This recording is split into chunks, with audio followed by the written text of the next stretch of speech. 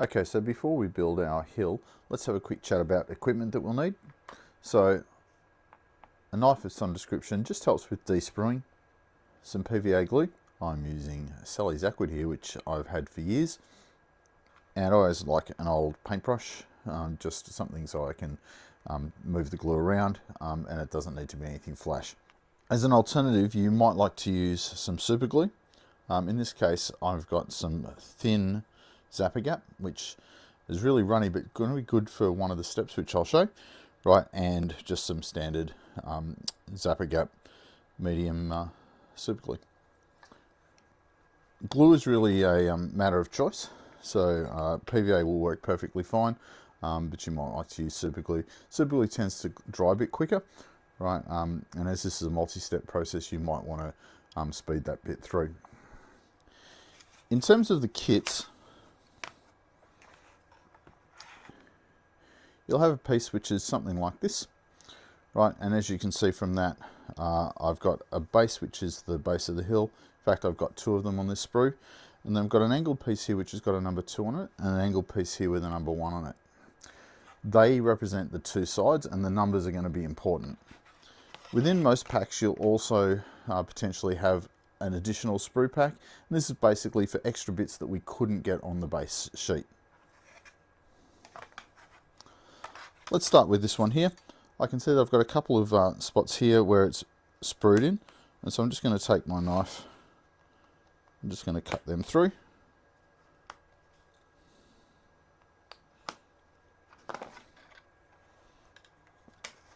There I have my piece. Now when I have two pieces, they will have the two angles on them. So if I go back to my sprue, I've got an angle 1 and an angle 2.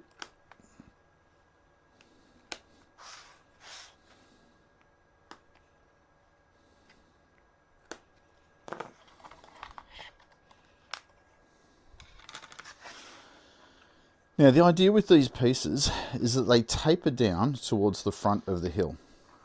And so I'm going to flip this one over. So the number 1, so the numbers always face outwards. So I'm going to stand that number 1 up in here. And as I run my hill, this is going to be the downward slope, and this irregular edge is going to be the front face of my hill. And so basically going to run that down. When I stick it together, I'm going to have the number on the outside. Right, so I've got a 1 and a 2. I'm going to put them together, and they're going to sit something like that. So if I look at it from the back, something like that, and you can see that I've got the two sides running down here and here.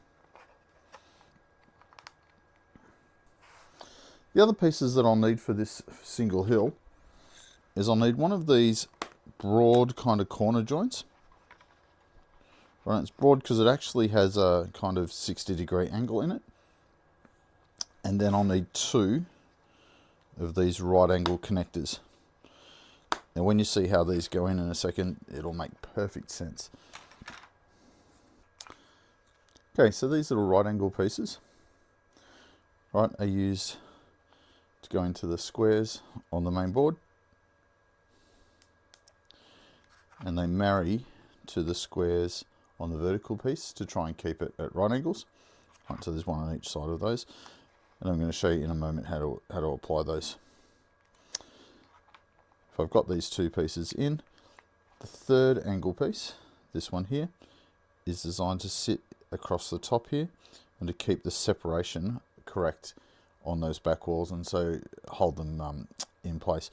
What we were finding is that these walls would slop around a little bit, right, and so you were getting nice right angles at the bottom, but by the time they travelled all the way up, they were no longer flush, and so you're getting little gaps and things, so that really helps keep the whole thing anchored. Okay, let's quickly talk about magnets.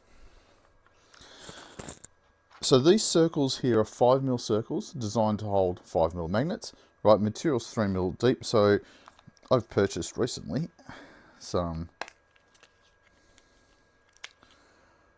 5mm by, notionally on the website it said they were 2mm, but they're actually 1.5mm. Okay, so I'm going to take my pile of magnets, right? I'm going to grab my piece 1, Now it actually doesn't matter which way you do this as long as you always do it the same way, and I'll show you that in a moment. So I'm going to take my stack of magnets, push them down into the hole and then just slide them off. Right, so my 1.5mm magnets, there's actually 2 of them in there, and that's now facing off that side there. Now side 2 is going to be the opposite to that. And so what I'm going to do here is I'm going to put my magnets in place on top of my magnet 1, and you see that it jumped to the right way, so the polarity is right. And then I'm going to squeeze my number 2 on top and then just slide them apart. So now my 1 and 2, when I get them together, will lock together. Okay. Now of course once I've glued them in place, they'll then hold themselves in. And so at this point here, you could come along with some glue and glue those in place. So for example, I could grab some PVA and I could basically PVA around that hole in on the back. But what I really like to do, just give myself a bit of sprue. I'm just giving myself a bit of separation off the base here. And because we're always safety first, whenever we use super glue, we always put some rubber gloves on. Every time I don't put rubber gloves on, I end up with super glue sticking my fingers together. So with this thin super glue, if I put a little bit on, you'll see that it will actually soak into the MDF and it will actually soak through on the other side. So it's actually going to hold the magnet in place really nicely. The only problem I've got here is it runs everywhere. So you just got to be careful that you don't wreck your nice mat.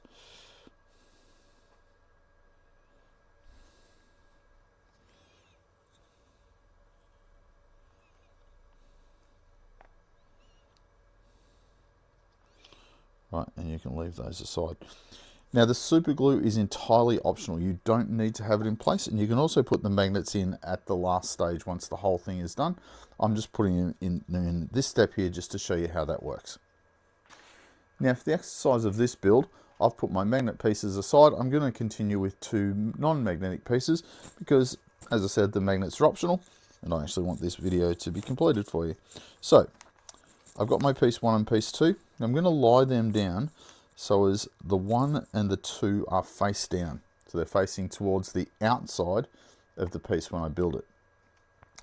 I'm then going to come along with my normal glue, and I'm just basically going to put a little bit of glue along each of the teeth.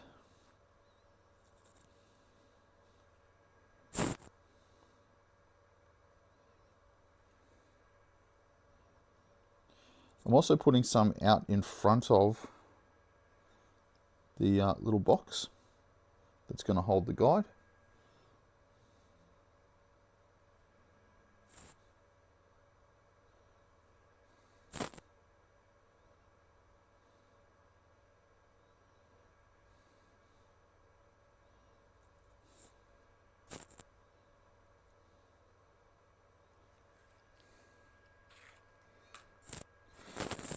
Now in terms of putting the right angle guides in, that's these ones here. There's no right or wrong way to do it. However, I found them slightly easier to put or to attach when I put them in the edge piece first. So I'm going to put those 2 in, lock them in place. Then I'm going to come along, lift the side and lock that in. And then the same on the other side here. Now at this point here, I'm going to wiggle these around a bit to make sure that I've got a really nice even join in the bottom. Then, final step, I might show you that. So I'm just checking all the way around here that it's nice. You can see if you look here carefully on that corner, you can see that it's kind of tapering it a little bit, and that's what this last piece is going to fix. So I'm going to come along with my PVA glue.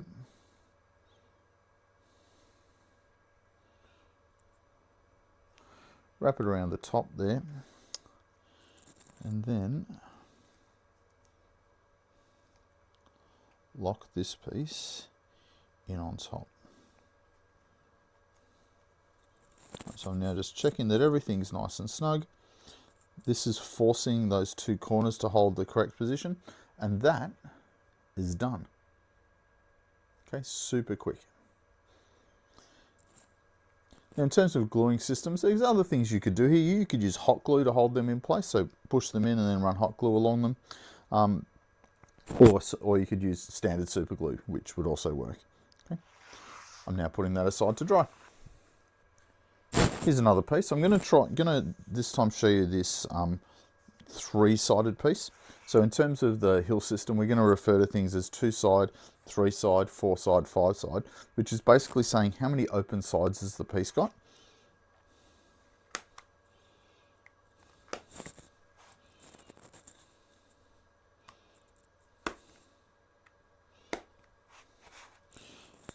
Now for a three-sided piece, I'm going to need a piece 1 and a piece 2 because they're my edge pieces that allow the system to link. And I'm also going to need one of these straight pieces.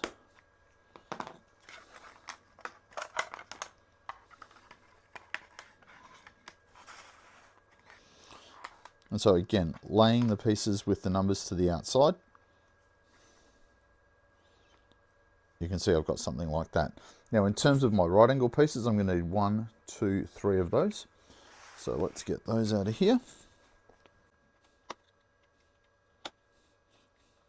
And I've got 1, 2 corners, so I'll grab the 2 corners out of here. Okay, so 3 right angles, 2 top corners. Okie dokie. Now you could do a dry fit of this. For example, I've got that round the wrong way. Because if you look at here, I've got, if I think about this in a straight line, it's going to go together like that. And so I had that piece in there, around the wrong way. It's really obvious when I try and link it together, it's got to go around this way. So always give that a bit of a check. So there they are. Just check I've got my number 1 and number 2 on the right sides. Okay, so again, grabbing my glue.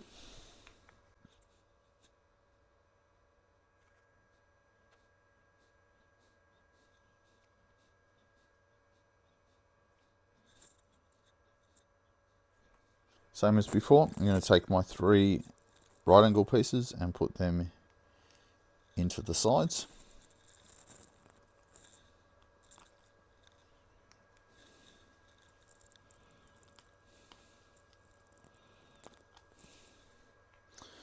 And then grab my first piece,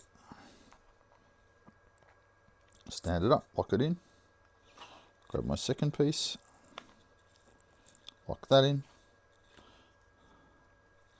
and then my third piece.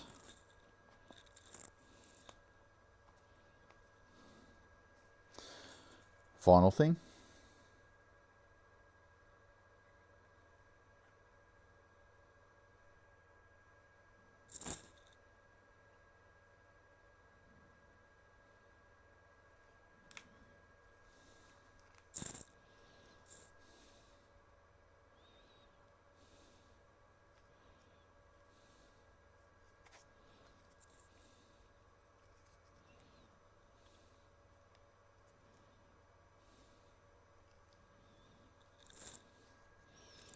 Squeezing all those edge bits in to make sure I get it nice and tight. And so here we have a 3-sided piece now.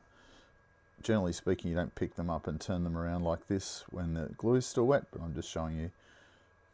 Of course, I'm just going to make sure I wipe off any excess glue, right, but the whole thing's seated down nicely. So the theory runs, and if I do a slightly different angle to show you this, so if I take these 2 pieces,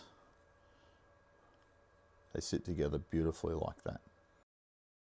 So as I add additional pieces in here,